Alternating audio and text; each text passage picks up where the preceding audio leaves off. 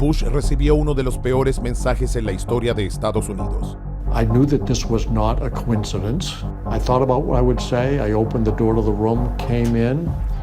That's when I walked up to the president and I leaned over and I whispered into his right ear, "A second plane hit the second tower.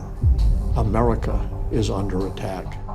La situación era crítica, pero el presidente sabía que no podía entrar en pánico.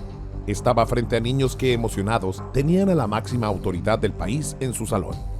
I remember when he came in, even as a 7-year-old, you know who the president is, right? And I remember like even feeling like that young, feeling like kind of like starstruck and giddy, like I'm going to Disney World or something. And I put my hand over my heart. Like when you think about patriotic things when you're that little, you do the Pledge of Allegiance every day, and I literally put my hand over my heart.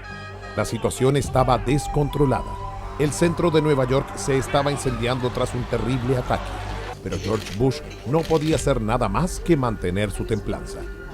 Andy Card comes up to behind me and says, "Second plane has hit the second tower, America's under attack."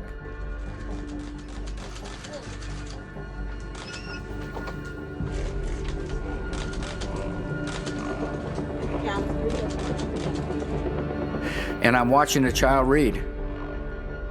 And then I see the press in the back of the room beginning to get the same message I just got. And I could see the horror etched on the face of the news people who had just gotten the same news. During a crisis, it's really important to set a tone and not to panic.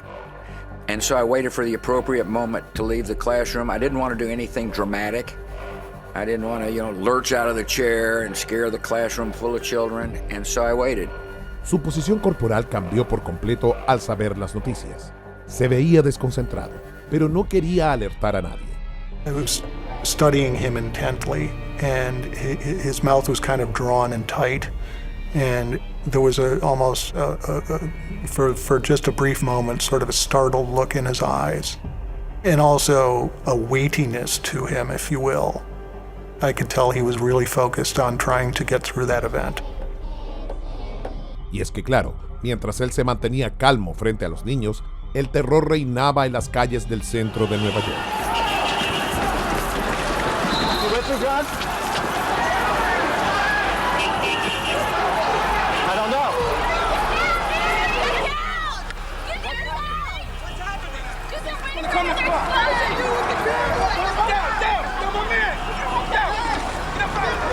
Let's just get back. Get back.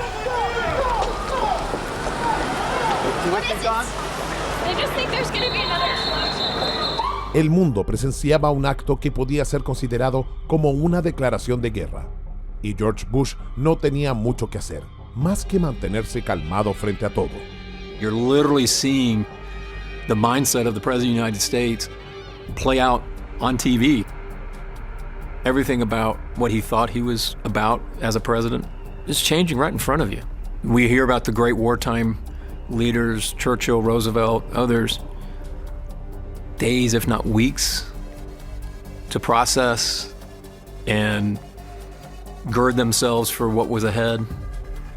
This is all happening in real time. Los horrores sucedidos en las calles de Nueva York necesitaban una respuesta inmediata por parte del presidente, quien solo la pudo dar cuando llegó a la Casa Blanca. The pictures of airplanes flying into buildings, fires burning, huge structures collapsing, have filled us with disbelief, terrible sadness, and a quiet, unyielding anger. These acts of mass murder were intended to frighten our nation into chaos and retreat. But they have failed. Our country is strong. A great people has been moved to defend a great nation. Terrorist attacks can shake the foundations of our biggest buildings, but they cannot touch the foundation of America. Pero claro, la condena de los hechos por parte del presidente no iba a ser la única respuesta de Estados Unidos.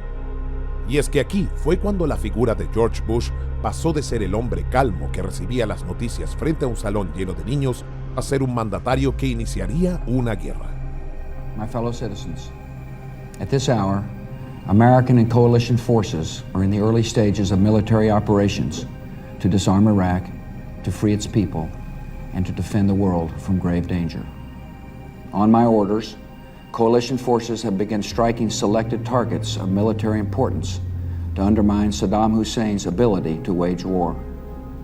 These are opening stages of what will be a broad and concerted campaign. Lo cierto es que el atentado terrorista tomó a todos por sorpresa, y es que nadie se imaginaba que podía llegar a pasar, menos el presidente, que estaba en una actividad con pequeños niños. Andy Card comes up to behind me and says, "Second plane has hit the second tower, America's under attack."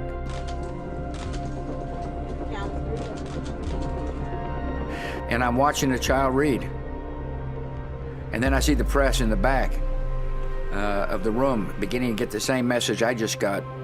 And I could see the horror etched on the face of the news people who had just gotten the same news.